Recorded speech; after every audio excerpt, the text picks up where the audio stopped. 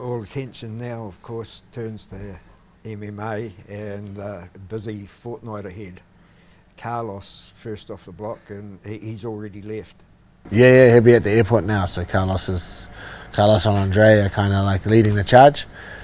They're going to head out there first, so today, and they'll arrive American Monday, and then I head out on Wednesday, so I'll stay a bit longer with the boys here.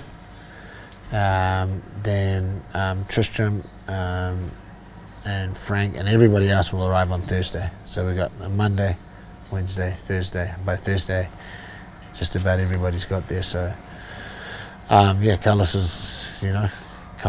is a real professional, and he's left no stone unturned. So looking forward to getting his fight done, getting his hand raised, and then celebrating the victory and celebrating the birth of his newborn son. Yeah. So that'll be pretty cool as well. Yeah.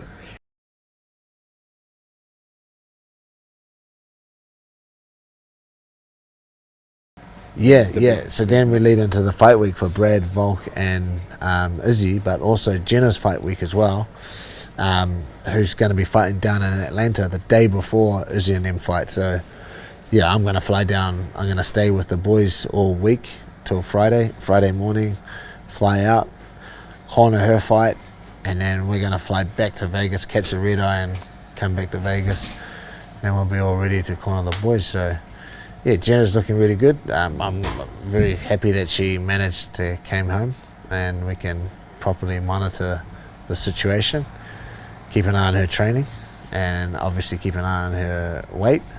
And she's doing really well. Her weight's where it needs to be. That's a lot better when it was in the previous fight. So I don't anticipate any problems there.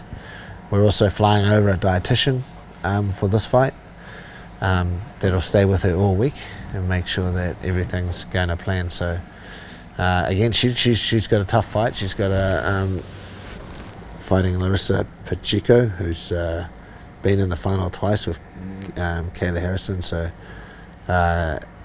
tough fight, and it's going to be a good one for Jenna to overcome. She had a very similar opponent in terms of how many fights and they had and how much experience the last fight, and she managed to overcome that. So we're hoping she can do the same thing again. And can you just tell us a little bit about fight week, what it's like for the fans? Is there something going on all the time? And also how much pressure they put on the fighters to go out and signings and appearances and things like that.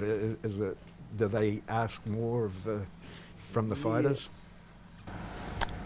Yeah, I don't know. Like the thing is, the fight week international fight week especially is crazy. There's people everywhere. This is 4th of July weekend, so it's American Independence Day celebration on the Monday. So there's going to be people everywhere. But fight week is a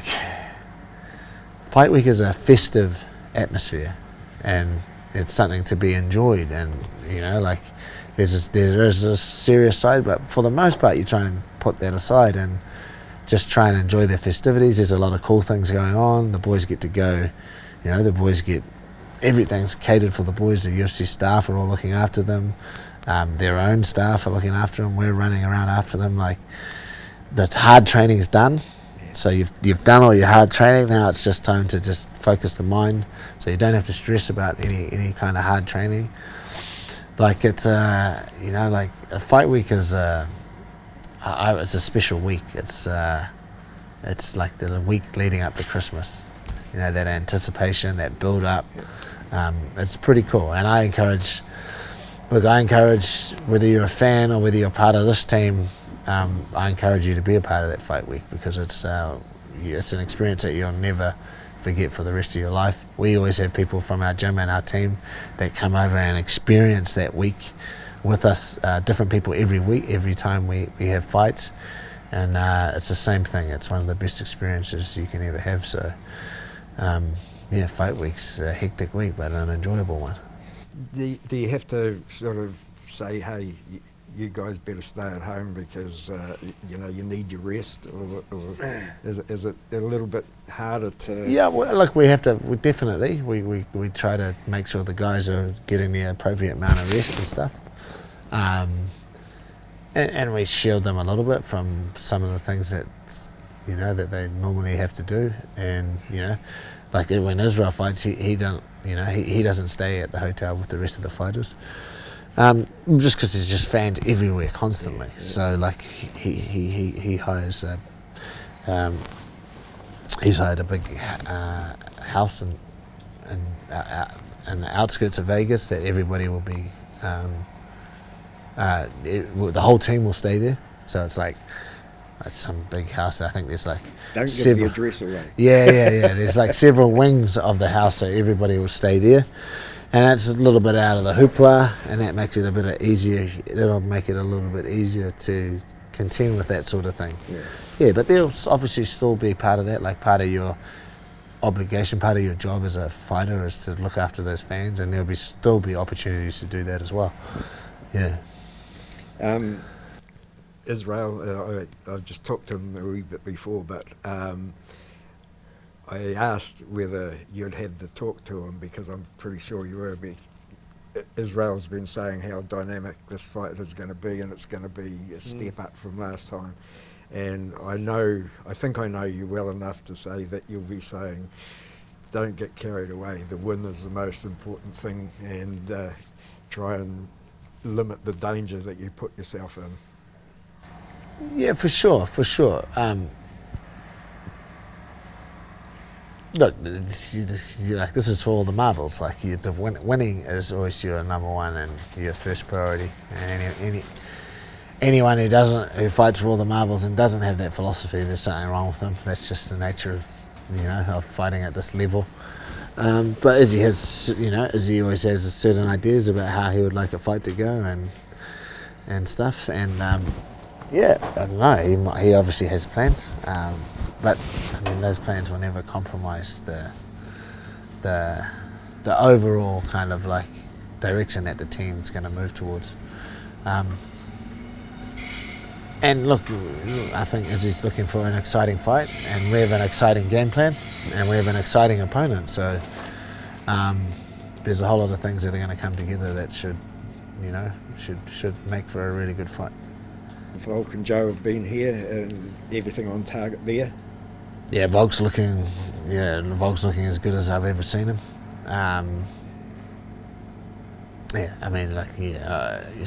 Volk's one of those fighters, just like the rest of these guys at this level. When he flicks the switch, that's it. That's it. You just got to flick the switch, and you can put yourself in a special place, and you can perform at an elite level that your average person cannot. So, yeah, Volk's definitely flicked the switch for the last part of this camp. And, him and Joe are looking spectacular, so that's going to be an excellent fight. I was hoping to be able to ask Brad this question, but we've missed him, so I'll ask you. Whenever Brad and Volk, because they've been training together for so many years, but there's that, I don't say it's rivalry, but they really lift each other whenever I've seen them training together. And I always look to see if Brad's got any cuts. Nah, look, there was some heat. It's a friendly but a heated rivalry.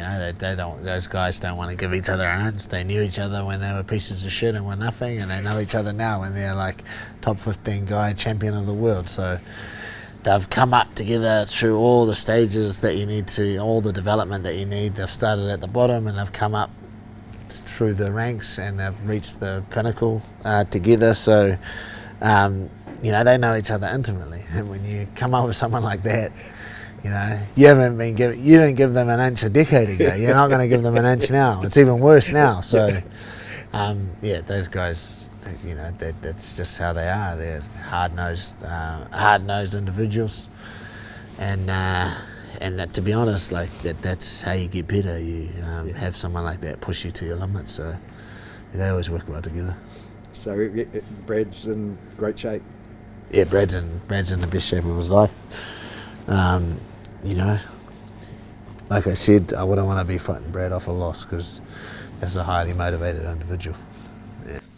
I know whenever you go away, you're not only busy in the corner and with your duties, but I know that you put the word around, and I always ask you now after every trip, is there any news about a new fighter? Have you got any news now, or do you hope to have any news when you get back? No, I've got no news. There might be some news when I get back, but I have no news at the moment. But yeah, no, I've got nothing to report as of yet. But maybe there'll be something to report a little later, Tony. Yeah. But yeah, it's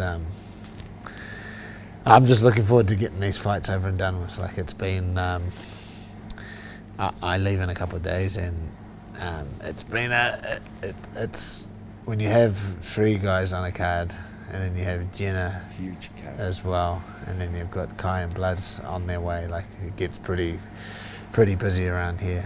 And to be honest, the cornering part, like you said, cornering all the fighters, man, I can do that, but it's when you arrive at a fight week like this, I don't know if people understand. Like, it's just like the fighters, rightfully so, they get shielded from all of this, but for the rest of us, it's like bang, bang, bang, bang, bang, bang, bang. Like, there's a lot of things that have to be done, a lot of logistics that have to be taken care of for them to have the smooth path that they do to the weigh-in and to the fight.